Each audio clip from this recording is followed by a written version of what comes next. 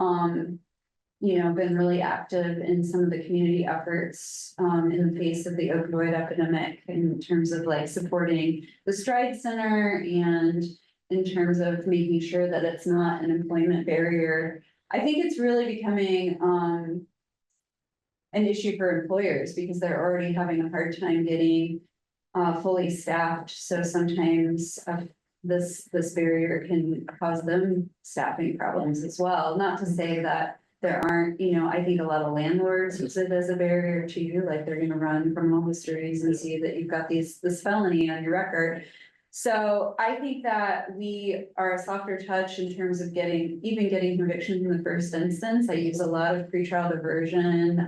We also have the Stride Center that I've encouraged police to use for low-level possession offenses.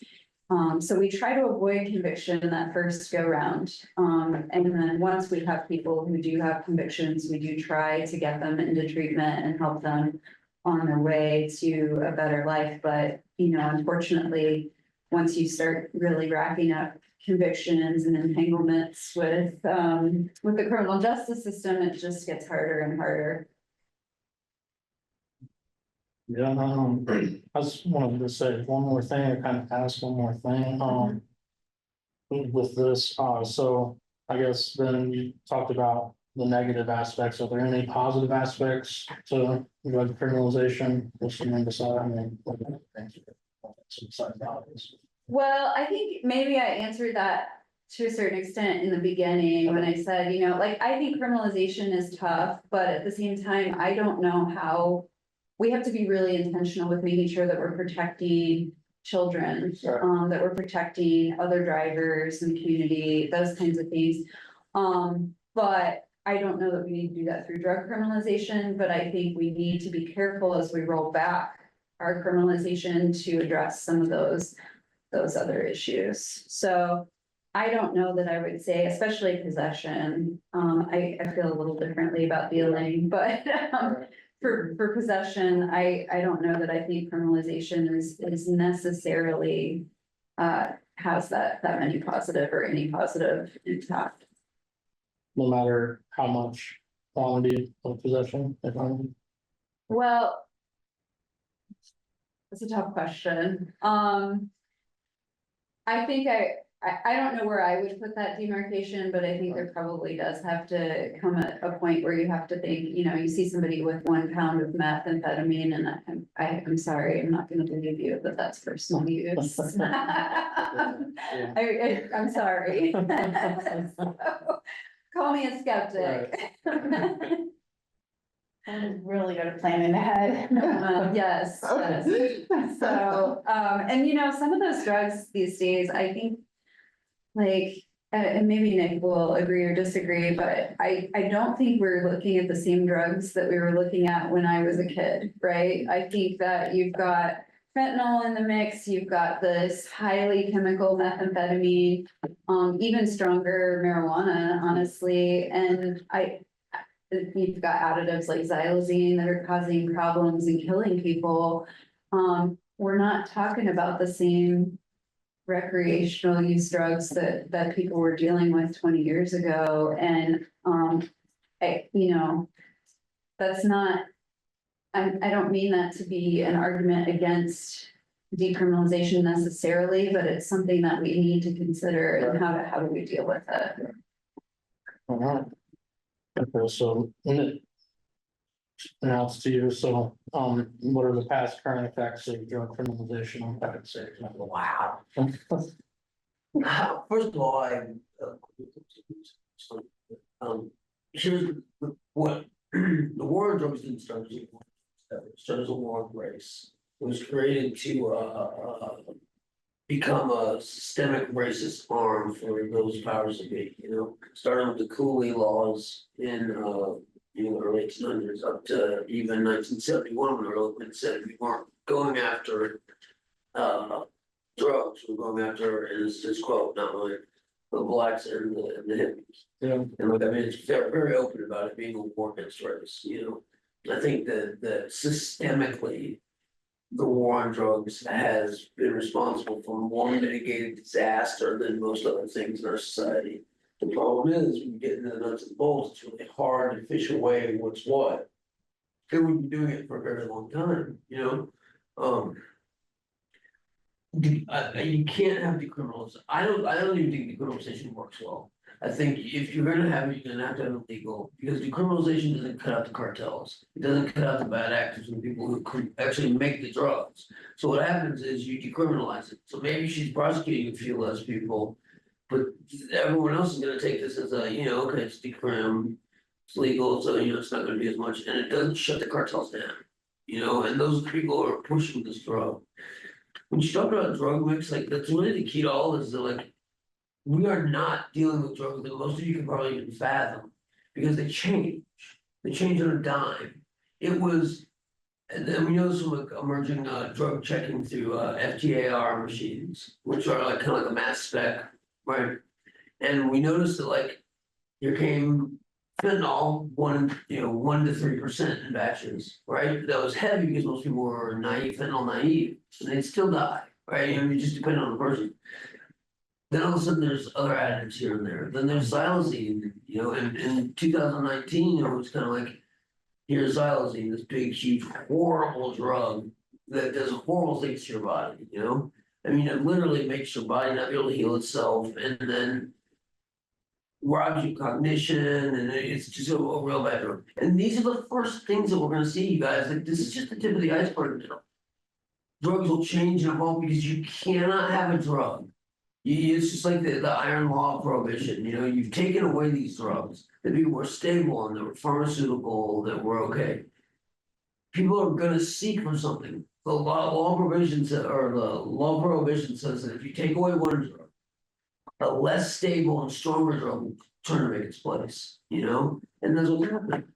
You know, I think that drug policy needs to be something that's spoken in every household and with every person possible, but like Erica said, it has to have care in it, it has to have direction.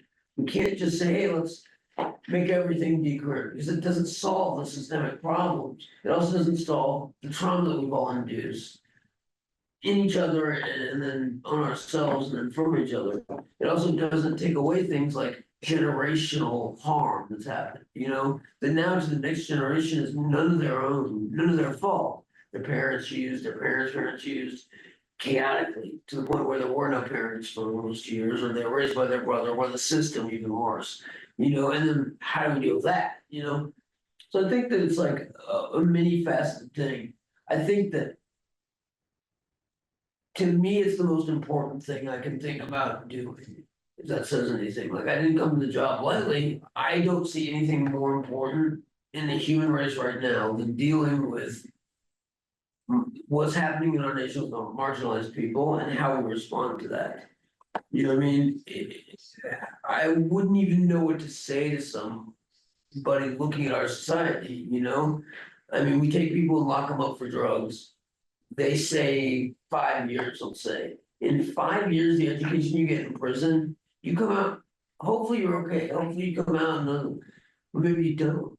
And maybe you and a whole bunch of really other horrid stuff, just because you're scared, you know, just because you're scared and you know, the prison's a scary place. So I mean, I just think we need to stop, you know. Stop and take a minute, pause and figure out what we're gonna do. You know, I mean, there's great resources. You know what I mean? There's amazing resources that we could be utilizing right now. You know, I'm just not using them enough, or they're hidden in places that are hard to get to, you know? And I just think that like that I've said those exact same words, Erica. You really have to look at it. We look at, I was listening to say this. We look at what happened in Oregon, right? So you have this place where they say here's decriminalization. What didn't happen was a whole bunch of robust. Could you tell us exactly what they did in Oregon? Because I don't know if everyone knows. In Oregon, they put in a Proposition 110, I believe it is. They decriminalized small possession of all drugs, right? The problem is, and I hate to say this, and I just, people need to understand that the war on drugs is not, it's bipartisan. There is no left or right. I'm only using these terms when I talk here in a minute because it just happens to be someone who's trying to polarize it into politics. And that's why I'm saying it. It should never be. It's a bipartisan thing. It has no politics. It doesn't care about politics. So Oregon does this.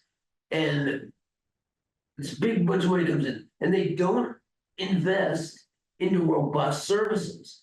Robust methadone, buprenorphine, treatment on demand, hepatitis C work, also.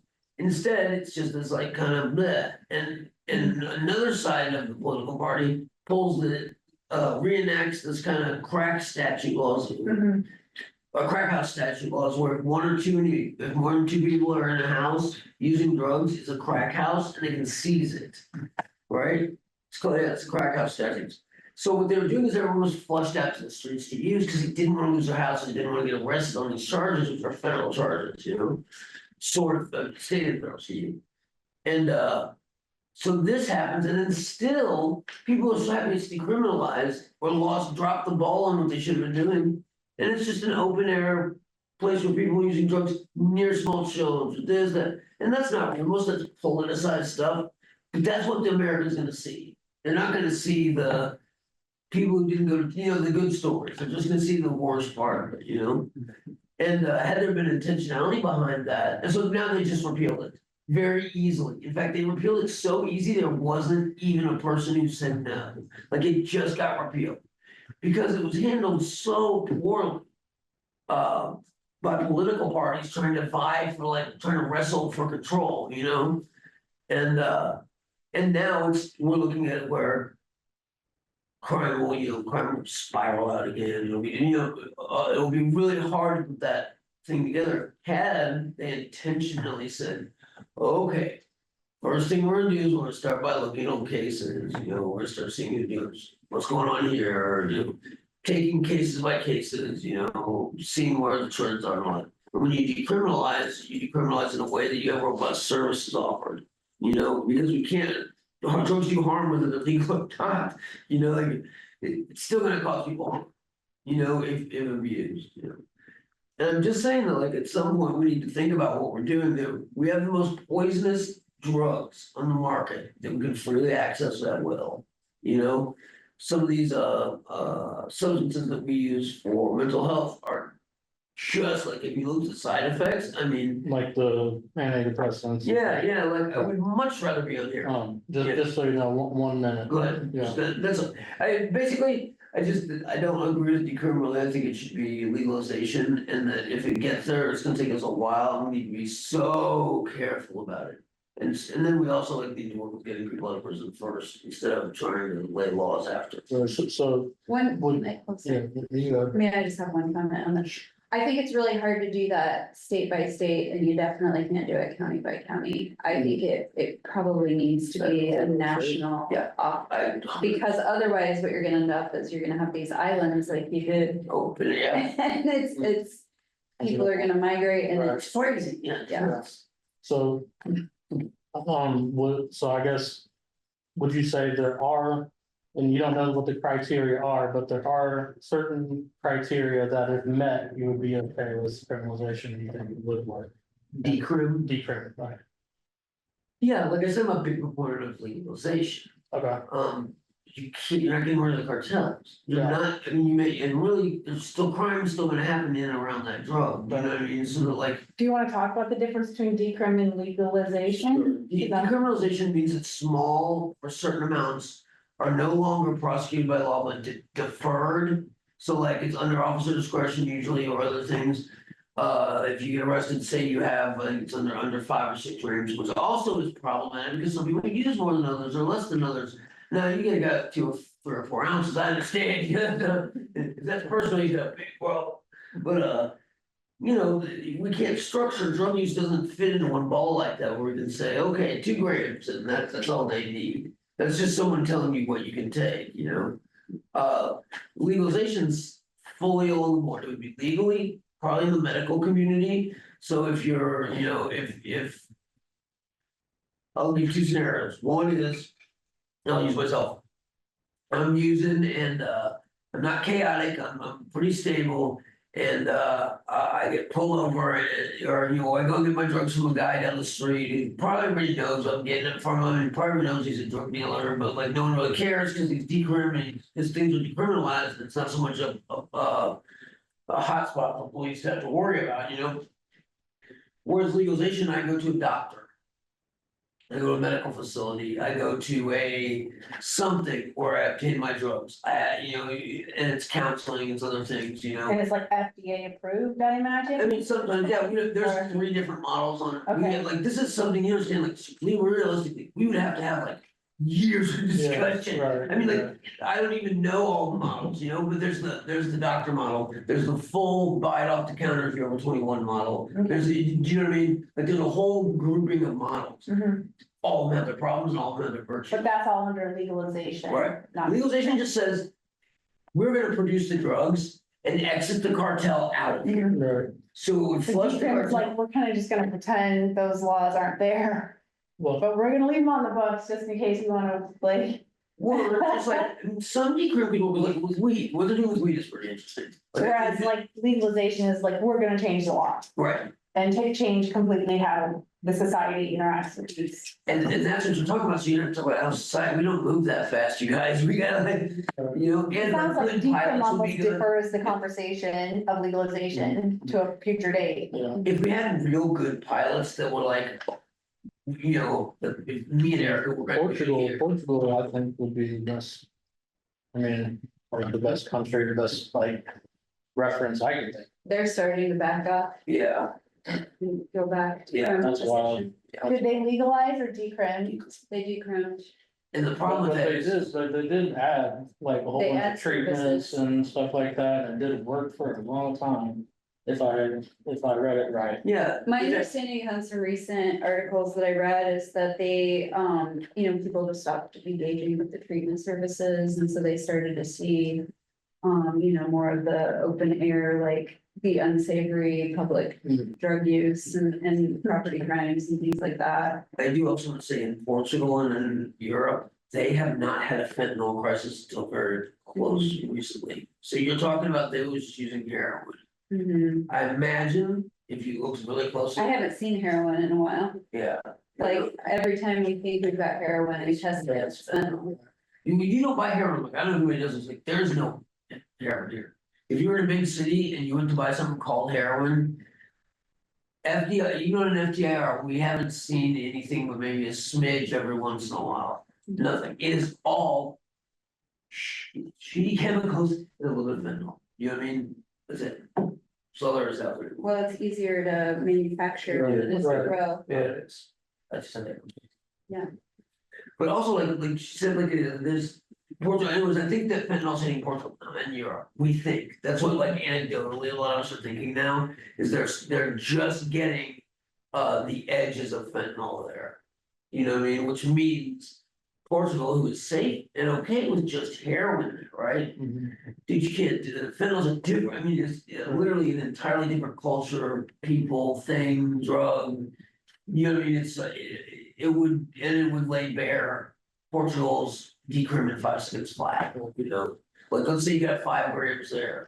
Well, if you get 5 grams of pure fentanyl, that's 50,000 doses if you cut it, so I'm just saying. All right, so I think it's a good place to stop on that question. Go to the next one, and we'll start with you, Nick, on this one. So, what are the modes of access to drug treatment in our community? And then what are existing barriers to, getting into those treatments? So, we're kind of just lucky in the way that we have, like, if you get to the criminal system, if you actually get a case, there's a lot of, like, opportunities in the actual system. What we don't have is. A lot of stuff before that happens, you know what I mean? So like, if you get arrested, there's a drug court there, Right, there's like, even a mental health court, there's a veterans court, there's like also. The problem is we have no on-demand services. They can take Medicaid anywhere. So if someone comes to me and they wanna get in treatment right now. They wanna be in detox right now. like an inpatient PHP kind of Or treatment. even like a detox 30 days. Oh, okay, Yeah. yeah, We don't even know where to take them to, a lot of this stuff. We could get them to the hospital maybe, but I have to let you guys know. Almost every single drug user I know will not go to the hospital. They don't even go to get treated. Cause they're so horrified by how they're treated there. yeah, Is we're trying to work on it, we're trying to like talk with them about it. But like, it's just a problem. The services we can access require like, so like in a methadone clinic, right? If people get there, that's great, that's one's Walmart, you think it's easy because the riding the bus ain't always easy, you know, especially if you're in a house, you have stuff going on, and you have no money. If you don't have insurance, you can't get there. Suboxone's a little different, you can probably access that fairly easily, but most people. Most people, Suboxone has changed ever since fentanyl's really reared its head, you know, and like screamed, and like buprenorphine is just not like. It's not doing what it should do, it's a great choice, and thank God we have a choice, because I have friends that saved their lives, and I'm not trying to discount buprenorphine in any way, shape, or form. I'm just saying that like.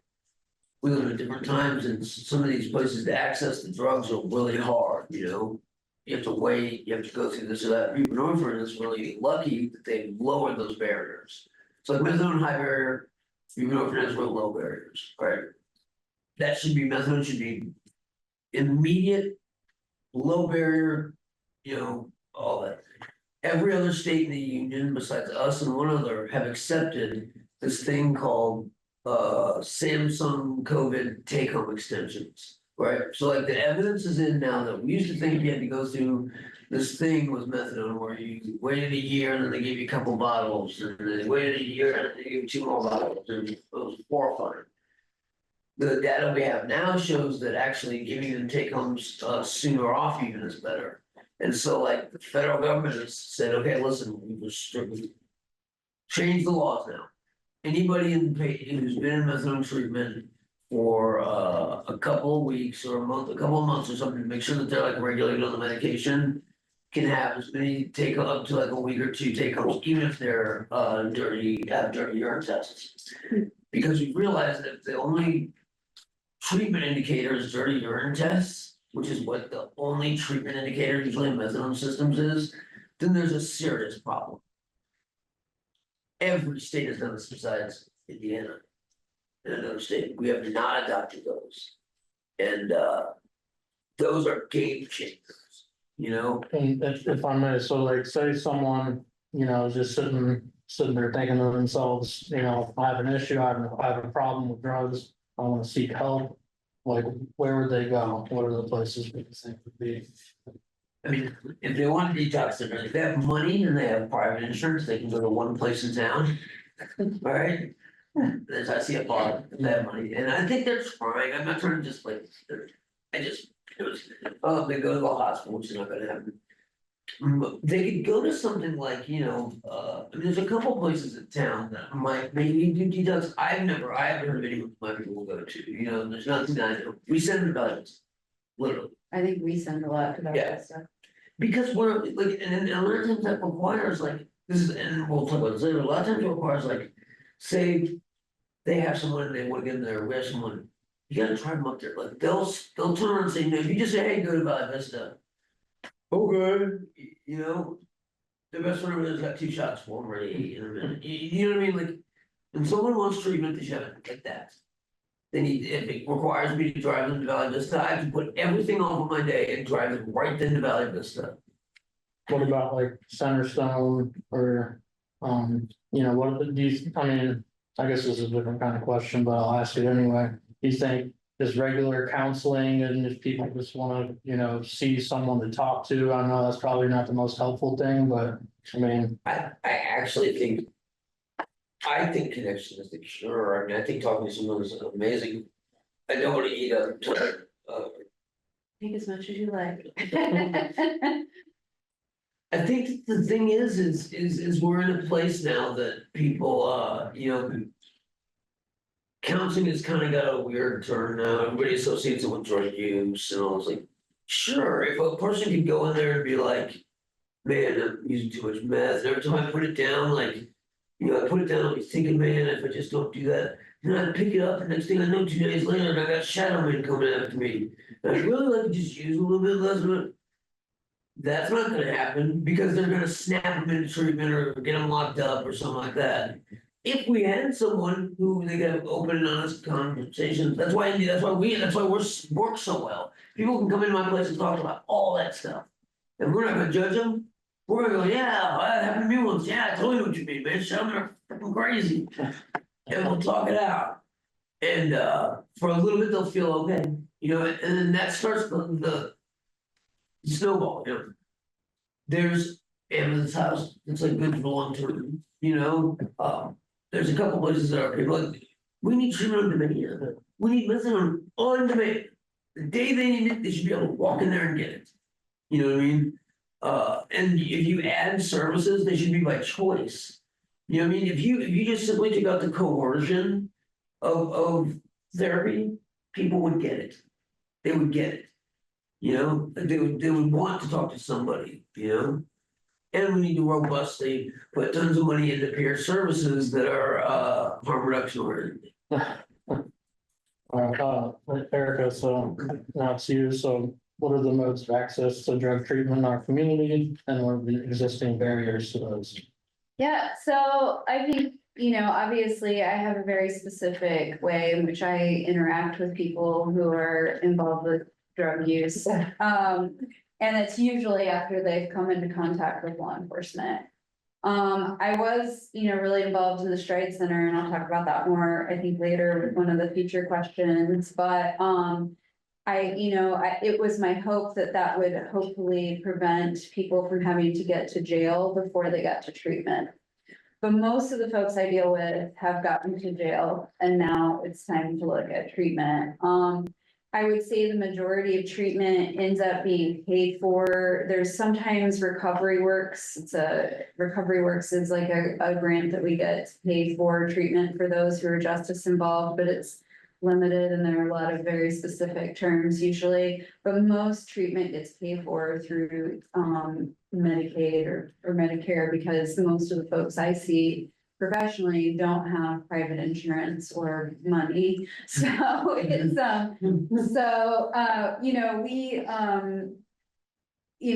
the deputy prosecutors, the people that work for me and I do not coordinate treatment for, justice involved individuals. Typically, it is the probation department that does that, or the public defenders or private defense counsel. If they, do have the benefit of money. We do offer referrals to treatment for those folks who are diversion eligible. We usually just provide them with a list of folks that provide drug treatment, but those are usually folks that are probably more at the outpatient level and not at the detox level. And Sorry, who did you say paid for it most of the time? usually Medicare, Medicare or Medicaid? yeah, Stage. And state insurance. just out of curiosity, if you could, what are some of the terms that need to be met for Recovery Works to pay? Like, Oh, I wish I knew the answer to that, but that's, it's usually something that our probation department or our treatment folks are dealing with. But I know for a while that was funding that was used, Recovery Works funding was used for the New Beginnings program, which was a jail-based treatment program for people who were incarcerated and had a drug issue. But that funding dried up, and so Is it federal the New Beginnings recovery work? I believe that it is. It probably does a state pass through, would be my guess, like a lot of federal funds do a state pass through. and do they pay for the detox, the PHP, and then outpatient, or is it? You're way Okay. beyond mental, I'm sorry.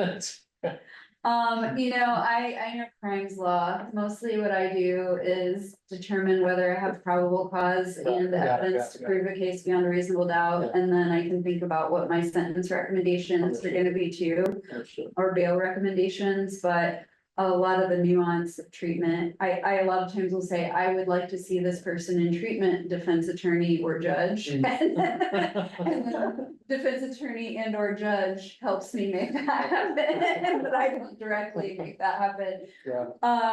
So yeah, I would say our pathways, we have probably a list of treatment providers that we use. Many of them, Nick brought up, but it tends to be your Centerstone, your Amethyst House. I know, we've used Valley Vista quite a bit. We've used, is there a Pinnacle or something? That's emergency. Yeah.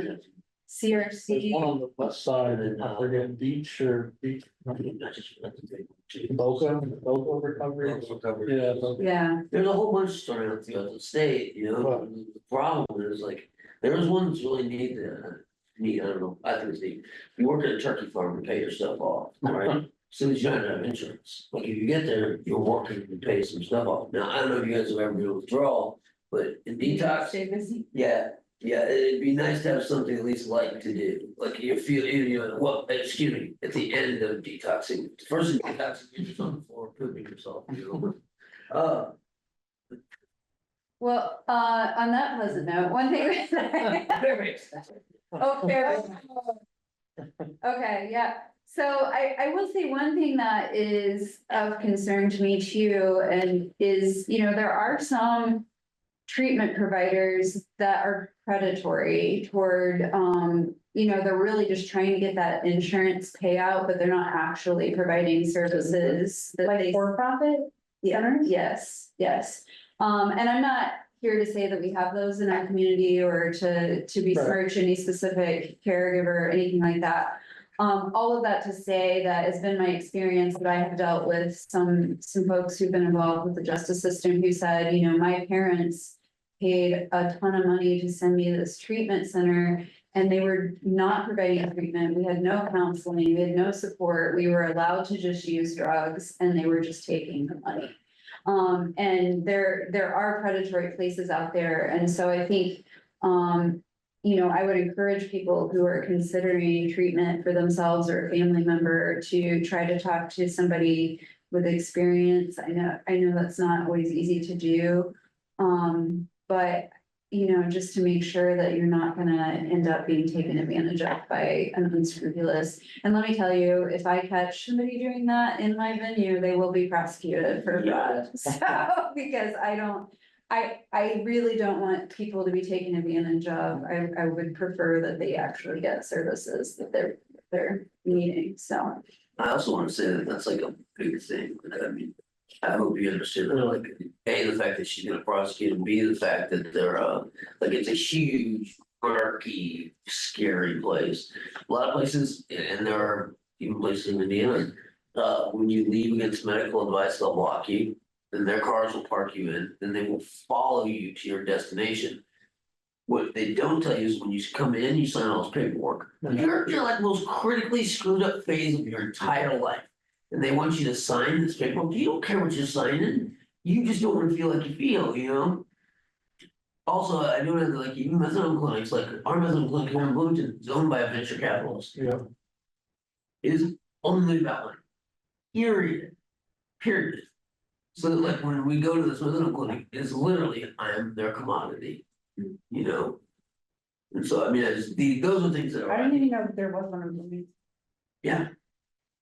Oh, there used to be a couple doctors who know them, and it was a family thing, or like a couple doctors who did it, you really cared for it. When I first began with them, these people would have family day, kids would play there, and they, you know, it was a whole different atmosphere. Now it's, you know, get in, get out, get in, get out, get in, get out, you know, and as many as doses they can fly out of there. Because, and they'll do some treatment and cover this and that, but like, it's not the fault of the people who work there, it's these venture capitalists are making money now with this, it's a money thing, you know? Which would be okay if we got like great services and things were great, you know? Which sucks, cause like the people at our particular clinic are amazing, like the people who run our clinic right now are some of the best people I've ever met, and even the guy beforehand. Staff, you mean? Yeah, Yeah, staff. yes, yeah, Amazing. understood. The ownership is separate from the staff. Yeah, that's why I'm trying to make sure and say that, yeah, because the staff is like, Yeah, goes get it. above and beyond to like work within the confines of this to make sure we're all taken care of, but. the business model is what you're taking issue with, not the staff. Yeah, I mean, it's just a fact owned by venture capitalists now, so like, it's become treatment is a big industry, that's what I was trying to get at. Like, it really is like a very large money sucking industry. In the next 10 to 20 years, we will see double the rehabs we have, we'll see double the unique treatment modalities, so like, here, hang gliding to stay clean, you know, or here, you know, let's hunt roosters. It's what we have, because in a little bit, we're gonna be one of the largest voting blocks in the country. So like, I just thought that was really interesting, somebody just hit me that, yeah. Okay, so then You have anything else you want to I think I'm done. Okay. Thank you. add? All right, so this is the third question. Nick, I'll ask you this first. So what are the, hypothetical, so this is a hypothetical. What are the, likely effects of decriminalization of drugs on, incarceration, community justice, racial equality, crime, violent crime, et cetera? What are the what? What, so like hypothetically, if Bloomington, decriminalized drugs, Yeah, what Like are the the effects? Uh, Both present. I mean, And you don't have to talk necessarily about those in particular, if you want to, then. I mean, I'll put, like I said before, very quickly, you'd see people being a little bit more brazen about their use, right? They wouldn't be worried so much. You'd see more out of town dealers coming here, if it was just like, it was just your little hamlet. Monroe County was the only one, right? Yeah, and you'd see, you'd also see like, I mean, in a sense, there is good things about decriminalization. I don't just want to negatively say decriminalization. Decriminalization would mean that like somebody who's walking around with just enough stuff to get them high throughout the day is not going to go to prison. You know what I mean? They will get referred to services, but like, it's a really hard quotient to know, and it also doesn't look at like people who. I'll get way in the weeds on this, but it's like, there are some cultural things that we as society have done. And we've redlined whole groups of people into a place where they live a certain way. They usually never leave a 5 block radius. And they deal drugs as a matter as a matter of familial pride sometimes. Because there are no other jobs for them. There are no other things for them to do. Green County, there's this place in Green County. If you deal drugs there, you're revered, because at least you can give the kids little toys and this and that, and well, it's culturally not looked at the same way. Decrim would bolster things like that. The good part would be you'd have less people, or let me say this the right way. The good thing is supposedly you'd have less people going to jail for possession. What that doesn't say is that people will be going to jail for dealing, right? Which carries more of a charge. And we're not decriminalizing dealing drugs. So like, there's just all these nuances to decriminalization that people don't even think about it, And if we did it the right way, in my opinion, and like just let's just say we said, anything under I don't know, whatever, is that and then if you had it, you just simply, okay, here, take off, don't even take your drugs or anything, you know what I mean? It's too small to even mess with, great. But that's not what decriminalization really means. Decriminalization means you're not going to prison, here's an alternative. Usually, you know what I mean? Or they take their drugs or whatever, and that person's sick and they're gonna have to go do something, get drugs again, Or steal something to get the money to buy more drugs. Right, so I was about to ask, do you think, crime in general, petty property crime, violent crime, whichever, would increase if we decriminalized it? It's another nuanced question, I Right. mean. I don't know, I mean, ostensibly, the sources of drugs are still gonna be the same, yeah. I would think it would, and Cartoon. I think some of the impacts of chaotic drug use are still gonna be there. So you're still gonna have people who are having trouble staying employed and Right. keeping their lives together, so. I don't and know, the people that are using are still gonna go out each day and, do these little things to get So what they let's can. say you decriminate and what you did is you went to a methadone clinic to get your drugs, right? And they gave you, okay, here you go, here's your this and that, it's clean, it's totally fine, there's no problem. Here's where we can fix it if you're worried, if not, blah, blah, blah, and they go about their way. That's one thing, right?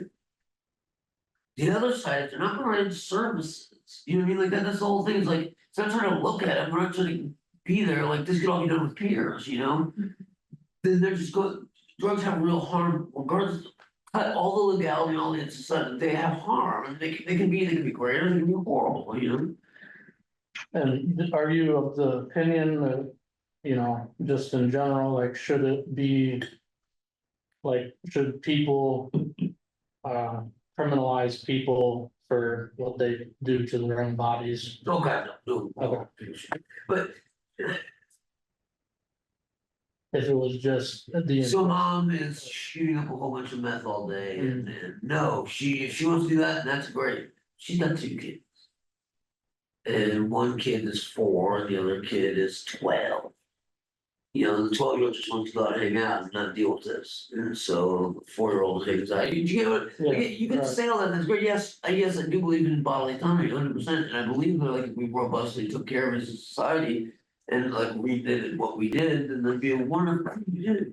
You know, it just needs like love and care. Needs a safe consumption sites. We need like, you know, drug checking things, all that stuff. I just want to say that 90% of drug users age out. What does that mean? They stop using just because they aged out of it. Right, 90% On their own, without, without any treatment, without anything, that 80 or 90, excuse me, don't get caught up. 80 or 90% age out of drug use. Chaotic drugs, you know, they might still smoke a joint on a weekend or bring a beer on the weekend, I see. but they will. You know, a lot of people age out of their alcohol consumption Yes, too, because it exactly. just stops feeling good. Yeah, and it's like, it's in their way, it's like, I don't know, the Marriott red wine head every morning. Yeah, not in Bloomington, that's. Yeah. Party town. You know, I wanna just say that there aren't a lot of people who are receiving executed sentences for simple drug possession, at least not in Monroe County. And I don't even think in some of the more draconian counties that they're going to prison for drug possession. You know, most of the people who are going to prison are going to prison for violent crime.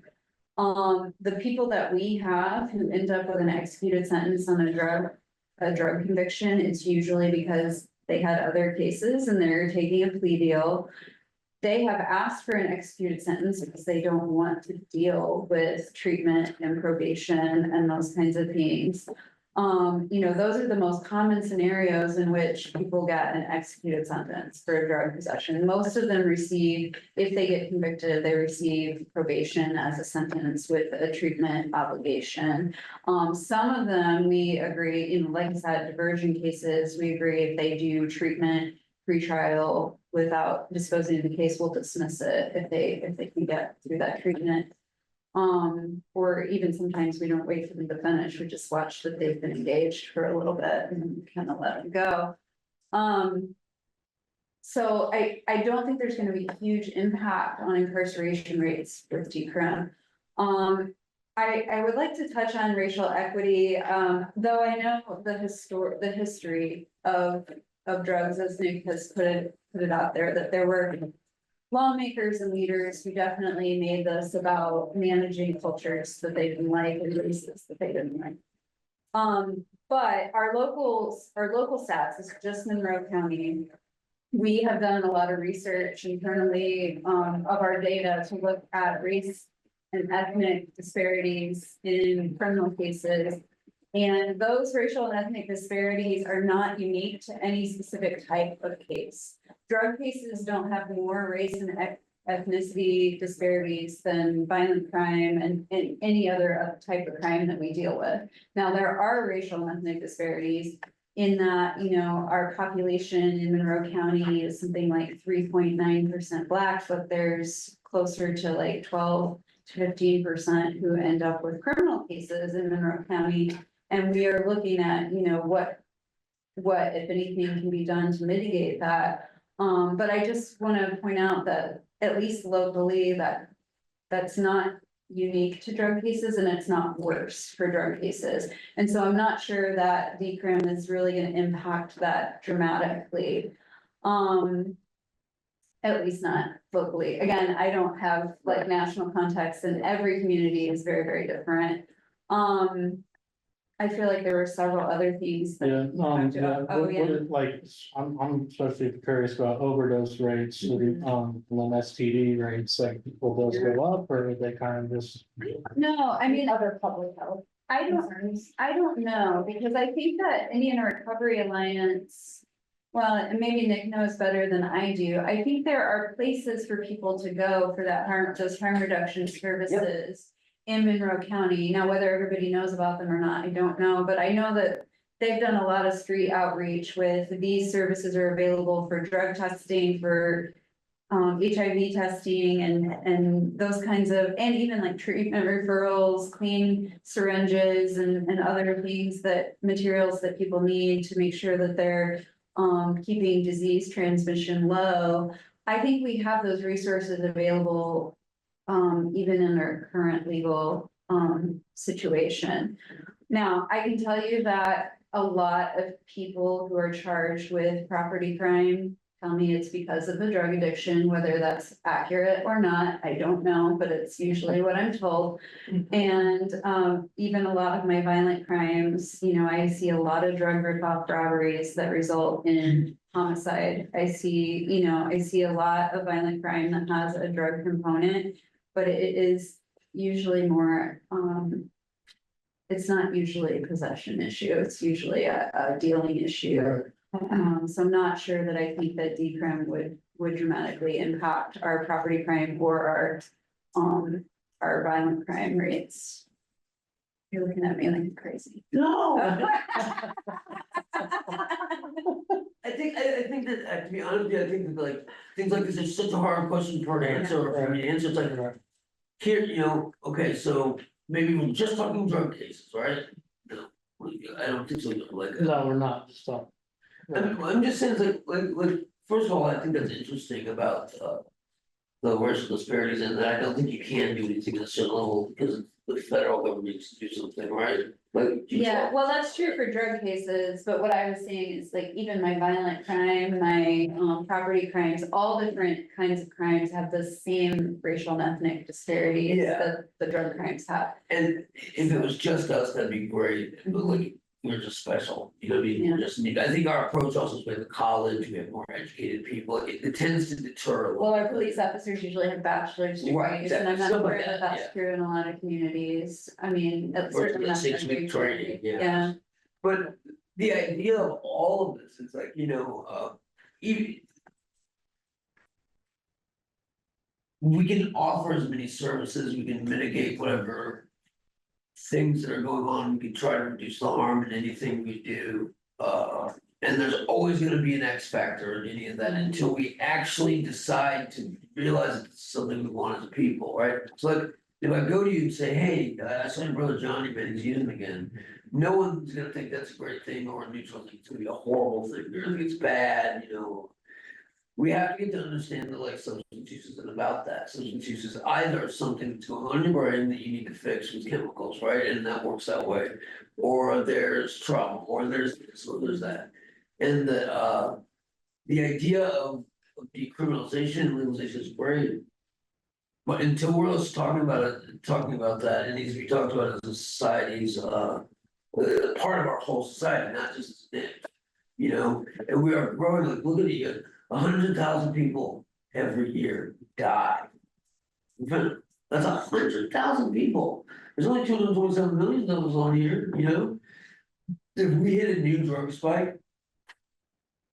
It's a bad one, and we don't take the harm reduction strategies to look into that, drug checking. We could have, if we would have, this is a true statement, but I work with a union, and it's a national union, and we broke out a story on Southsea in 2019. And we said, listen, we just got this thing called an FTIR. We just found this stuff in our drugs, it's killing one of our people. And she literally confessed, like told her drug use, saw her stuff, arms are getting eaten away, all these sores everywhere and everything. And no one did anything, because it was just a bunch of drug users, or ex-drug users. So no one cared. Could you imagine if we had a concerned nationwide attention to something like that? It'd be like COVID, you know, we could attack it right then, right there. Instead, people said, oh, that looks bad, we need to look into this. And just now we have Southsea testers, everyone's talking about Southsea, and then it took 5 years to get that done. Right. That means in 5 years, we've lost 475,000 people. So like, until we as a culture are willing to say, well, we fucked up, man, we treated these people who use drugs for the wrong way, drug use isn't really that way, it's this crazy systemic thing, we have to talk to people and deal with it and get it other, and stop thinking like, just lock them up. Or just throw them in treatment, You know, none of that stuff's the answer. The answer is getting our tribe back. You know, the answer is getting our people to have connections in your community, and that's why Monroe County does a good job. We go out there, we talk to our people. You know, we sit on different commissions, places, you know, and we fuck up. I mean, there's places we get to be doing a lot better. But like, You have people in my position who believe that peer recovery Right. is a real thing that is effective. Yeah. So we invest which, in it. that's a game changer, guys, like, I mean, a lot of stuff wouldn't happen without that, Right. you know, I mean. For the sake of time, we got 20 minutes, so I just want to get on to the next question.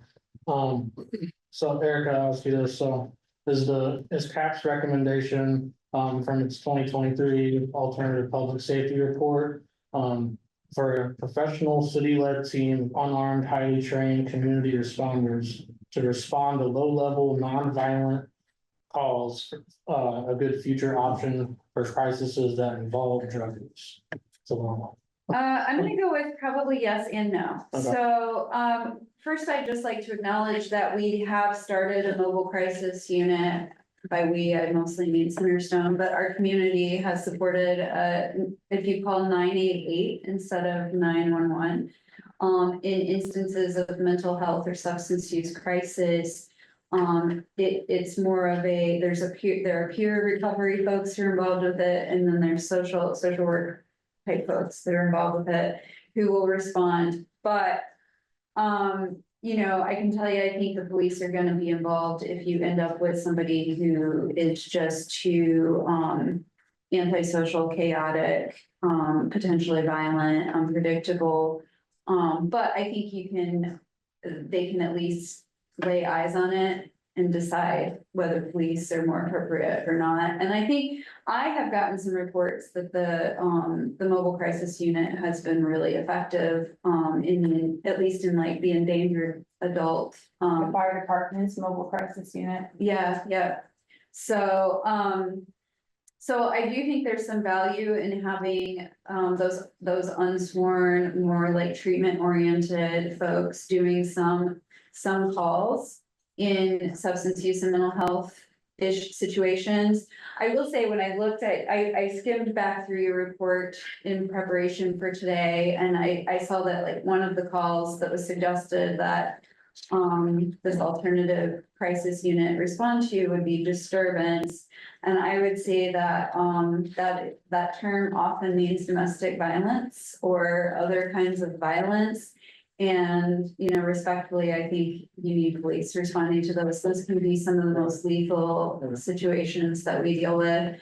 You know, there are times that I've seen our community react to events in the media with like, that should not be the police, that should be social workers.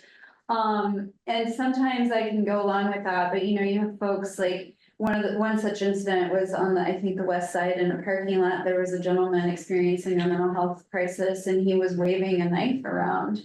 And a lot of the social workers that I work with and know were like, 0% chance we're going to that scene and dealing with that situation. Like, you know, we just don't pay those folks enough to Right. get stabbed at or, you know. To be fair, that wouldn't be considered a low liability, Yeah. non-violent, low level, I- that CAPS recommends a community response. Right, just Yeah. all that to Just say, for the record, I just wanted to I say that appreciate that. was not included in CAPS recommendations. No, yeah, but I will say, I think that, there is a lot of good and a lot of, I mean, kind of as you all pointed out, some resource savings that could potentially come from having these alternative responders. As, you know, I think letting those alternative responders decide if police are gonna be involved. I will say one of the challenges, you know, this is where I was planning to talk about Stride a little bit, so. I was involved with the sort of community stakeholder team that helped get Stride off the ground, and I also did a lot of. Work with the police to try to convince them to use the Stride Center, and I think that many of them did get on board with using the Stride Center. The Stride Center, for those of you who don't know, it's a crisis diversion center, so it's meant to be a replacement for hospital or jail for those people who are experiencing a mental health or substance use crisis. And I let the police know that, you know, for low-level possession, things like criminal trespass, some of these like low-level offenses that we see unhoused mental health, substance use folks involved with, they can take them straight to Stride and never send me a report, and let's not prosecute those cases. I think in the beginning, we saw a lot of success, and I wanna say, I think we still are seeing some success with the Stride Center. They're having people are allowed to self-refer. It doesn't just have to be a referral from the hospital or from a first responder. But there are people who come back and re-engage. There are people who get connected pretty quickly with services. They can only be there usually for 23 hours. It's not meant to be like an overnight place or anything like that. There are snacks, showers, laundry facilities, games and TV for, folks to stay occupied when they're there. But it's really just meant to like kind of get people calmed down, figure out where they need to be and what they need in that moment. But unfortunately, I think there's become some situations where they had to start having criteria to address people who are overly disruptive or violent towards staff or towards other people who are there using their services. And so I think there's become more barriers and challenges for certain folks, and the police are having a hard time sussing out which people are you actually going to take, because they're rejecting some folks as being too problematic for them to deal with. And I don't think that's unique to Stride. I think there are some other service providers who work with like unhoused and with, folks who are dealing with some highly antisocial, disruptive people that are just making it really challenging to serve those folks who are engaged with those services. And that's unfortunate. I don't know what the answers are to that. Yeah. But I guess all the, Just so you know. oh, what's that? 1 minute? Yeah, 1 minute. Oh, what? Go to next. Yeah, all that to say, I think that those are good resources to use in tandem. I mean, having a crisis unit that can go out, or some kind of unit that can go out to these low-level nonviolent calls. And then having an immediate like resource connection type place, I think is a good strategy to deal with some of these calls, so that we're not just using police for everything. Police do, I mean, I think our police department, again, we're pretty lucky in that they have, the resource officers, and they have social workers, and they really do a lot to try to avoid just arresting people for social problems, but, they are limited in their role, and sometimes the tools that they have are. So it's, There's also Charles Culp, who's the mayor, who's been going around and doing some stuff with businesses. Like, he's been really effective for us. Like, we've utilized him on a bunch of stuff. Like, really, I was against it just at first, like having a semi kind of cop roll around at night didn't sit well with me at all. And well, the previous one was a former. I police know, officer. we hated him yet. But this one was different, he came into the IRA, sat and listened, talked, had open conversation. I mean, we must have talked for 3 hours, you know what I mean? Like, he's like, just wanna know what's going on.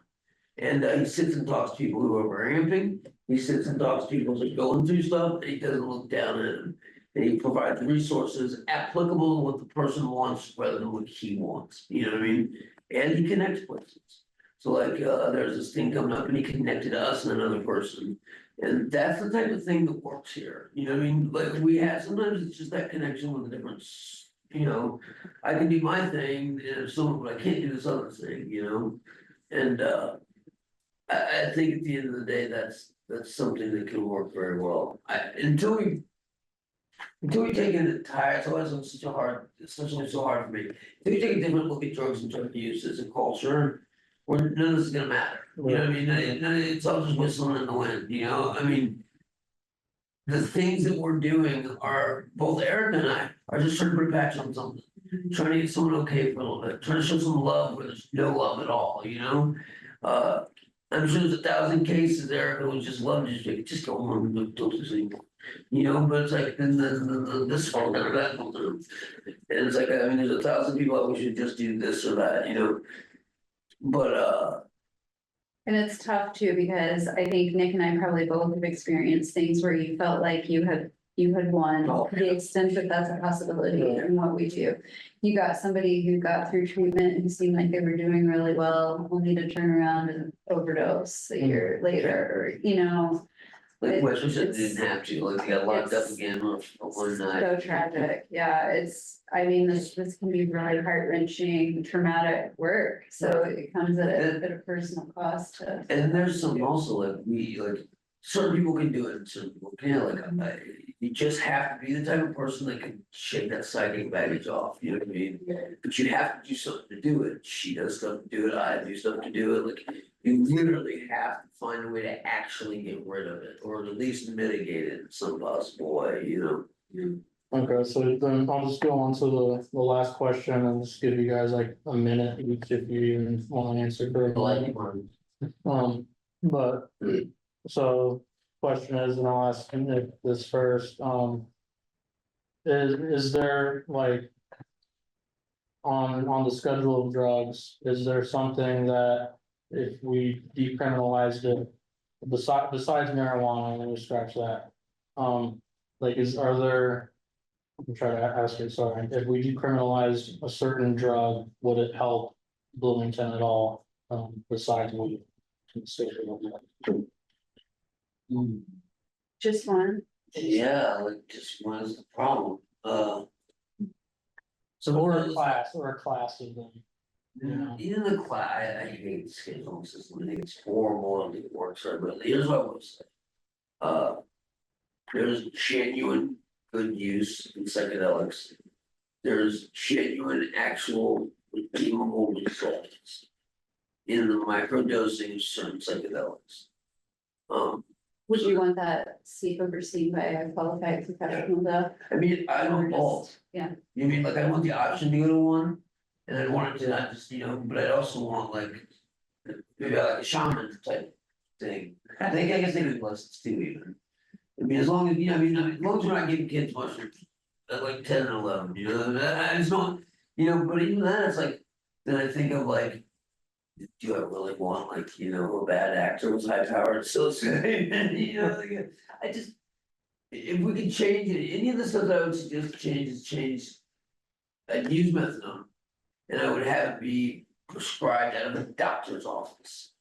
Right, so like out with your doctor in control of your substance use stuff, right? If you have pain and substance use, the doctor's gonna know that, Clinics are great places for some people who need a lot of structure, it should just be a choice. So I would go with methadone and I'd say it needs to be. All the old data we have that said it's diversionary and all that stuff has been blown out of the water, we now know it's a lie. And the funny fact, the death data we got from methadone was right at the cusp of fentanyl. And they were not testing people for fentanyl, they were just testing for methadone, they didn't even know what fentanyl was at that point. So they had both in their system, is what you're saying, Mm. yeah. People are currently right now trying to push that study. Cause it ruined a bunch of methadone, like we used to give out a month and that study made us do a week, was the most you could get. And there's a bunch of people out there trying to go back and get that retested just to prove that it was fentanyl, not methadone, because that knocked us back way a long time. So like opening up that and placing like a patient regulation over the board. Okay, so- Over the distribution, a patient advisory board. So methadone, if you had to choose one. But that's still scheduled and available prescription, does that? It just needs to be a doctor, so you get it, so imagine it this way. Yeah, Instead so of- like you would maybe talk about moving it to a different schedule where it would be more If available. I could do it for, yeah. Yeah. that'd be great. So would you legalize it or not? I mean, I literally like all of it, but like I would take decrim on it to drop it down to like a 3 or Oh, something. the question was on decrim? Yeah, Oh, okay, So I mean, I would decrim. sorry. He would reschedule, not decrim, that's what I'm hearing. there we go. I mean, yeah, or I'd work out schedules and schedule everything, Right, because there's drugs that don't need to be there. Schedule 1 shouldn't exist, yeah, you know what I mean? and marijuana should not be on schedule. Schedule, shouldn't even be on a schedule list, yeah. But, Plants should never be on it, I'm sorry, it's just so stupid.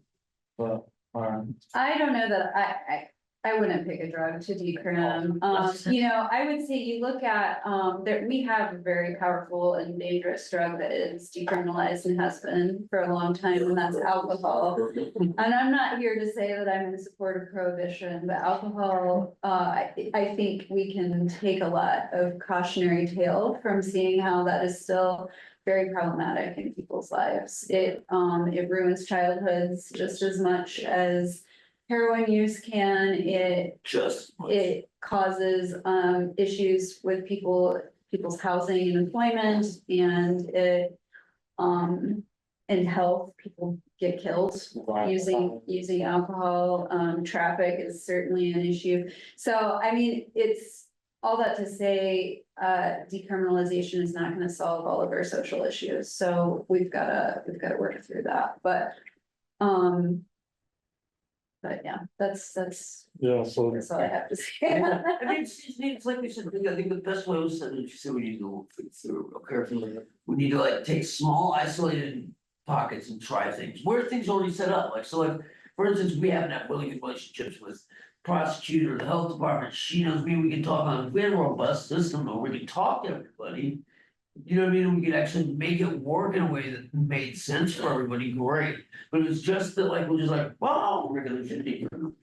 Then I just like regulation. but okay, so 5 minutes left, and then if you wanna do the recovery summit thing. if you want to. Yeah, are you ready for And I that? have a question too. Okay. If, Oh, yeah. if one, what, go ahead, finish the recovery summit. Oh, yeah, Let's forget that. I just wanted to let the committee and anybody who may be watching, although it's like a lot of people are watching, but anybody who may be Oh, interested. it'll go on YouTube too. Good, excellent.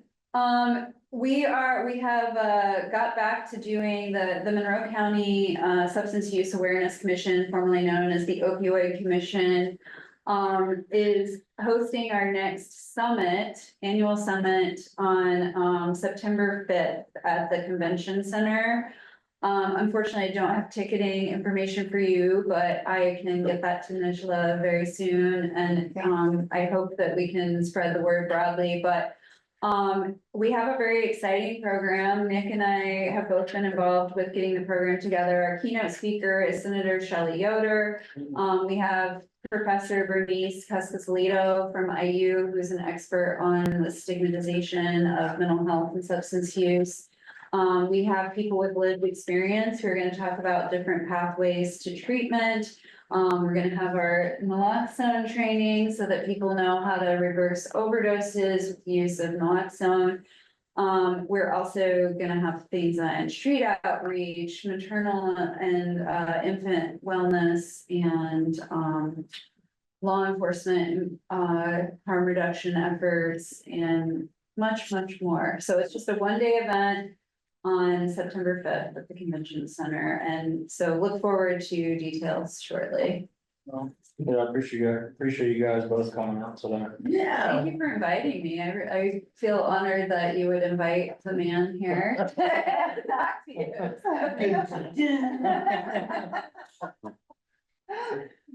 Yes, I have a question. Yeah, I was just gonna ask, I know towards the end of your, the last thing you talked about, it kind of mentioned about educating, I guess in some ways, and I was wondering, I know you guys, I think prevention from my perspective is probably the best way to tackle this thing. Kind of just to use an analogy with tobacco, for example, right? In the 1900s, there's a lot of use, but then in the 90s, early 2000s, it really decreased as people realized the harm, the secondhand, third hand, even now fourth hand. But now it's picking up again with e-cigarettes and vaping. And I guess with some of these drugs you're talking about, I mean, I guess, is there a way to wide scale educate, especially children and then teenagers, and that way that could prevent having to deal with the treatment altogether? And I really don't like. The DARE program, and I believe that it was effective education, unfortunately, but I wish I could say yes. I think that unfortunately, like the DARE program, I remember doing it. And they Education. Yes, and I felt like that it gave me accurate information about the harm that drugs have on people, but maybe the answer is more of like having, instead of having law enforcement do it, have people with lived experience do it. That might be a better approach to education, but I take your point. I think some of our biggest prevention though is just fostering human connection and dealing with generational trauma and other trauma, just making it okay to talk about the negative childhood experiences that we have. And Right. because I think a lot, not all, certainly not all, there are some people who are just risk takers who think that doing drugs is gonna be fun or cool. But there are a lot of folks who latch onto it because they have underlying mental health issues that they're not dealing with. Teenagers feel invincible, they don't think of Yes. like the harms Oh, very long. I would So, also sorry, add- we have 1 minute left in the meeting. I'm so sorry. I just wanna add one thing. Yeah. Prevention won't work ever. The only prevention we can give is, if you look at tribal situation, where people robustly talk about things all throughout the system, you know what I mean? Like, you can walk up to Uncle Bob there and freely talk about drug use and what happened. You see it in society. Do you get what I'm trying to say? You know, like, it has to be a system-wide approach of families, Right. culture that says, hey, you can do this if you want, we can't stop you, but like, you know, if you do, these things happen, that's what happens. You know, like, and that unfortunately prevention usually like, you know, don't do this. Right, and I don't mean just in a classroom, in any context. I mean, yeah, I mean, So, in any in different context. ways, socially, parents. But I like, yeah, but I like that question. I'm just gonna jump in since we are technically at 6:30 and we tend to end our meetings on time. I greatly apologize to everyone. Could we extend the meeting by like 1 minute? I didn't get a chance to get in the question. It's fine with me. I do have somewhere to go shortly, but 1 minute. You got 1 1 minute, roll it Thank out. you so much. So I did want to mention, since we just mentioned drug prevention and the DARE program, that friend of the commission, Max Felker Cantor, has written a book called Dare to Say No, Policing and the War on Drugs in Schools, about the huge failure that was the DARE program. I did wanted to pick plug up the his book and read it. I haven't read it, but I bought it. Thinking at the same time as him. And before we lose our wonderful speakers, I wanted to, just ask you if, the two of you would, be so kind as to please continue this conversation with the commission in the future, to help us, hopefully, figure out how we can work these recommendations about how to build out more robust services for the decrim that might happen or not, but have the robust services framework and infrastructure in any case that we need to bring to people in our city, especially the commission would like to work those into our current recommendations that we're talking about with the city, with exploring the possibility of a Department of Community Safety and Resilience, which I think would hopefully be a great venue for pushing some of these ideas forward in the city. And with the community responder team, it sounds like they would also really utilize a lot of what we've talked about, like having a place to bring people. When you have a team, you also want a place where you can bring people, and then having those robust services that can help people, you know, once they leave those strike centers, something like that. So, could I ask you both if you would be willing to join the Community Safety Coalition that the commission is creating, basically to help advise and help design on the creation of these future recommendations? I will commit to, Which will be meeting every 2 to 3 months. yeah, I was gonna say, I can't pick up too many ongoing meeting obligations at this point in my life. But I'm, always happy to be consulted. I will, take as many invitations, accept as many We'll invitations take as private I consulting, can. we'll take the private. So, I mean, I would be happy to attend at least some of those meetings Okay. as I Yeah. can. Perfect. My problem is I'm, geez, skin is super busy, if I can. I know where you live. I'm not- Wonderful, and, so, yeah, we definitely hope to also continue the conversation, it's possibly having you back as future guests. And please feel free to come to the commission as well, if either of you ever have any suggestions for how the commission can help us work toward reducing harm for all city residents regarding illegal drug use. Awesome, thank you for having us. Thank you so much. Send anybody you know who's in trouble to Nick. Oh. I move to adjourn. Second. All right, meeting is So they don't adjourned. end up with me.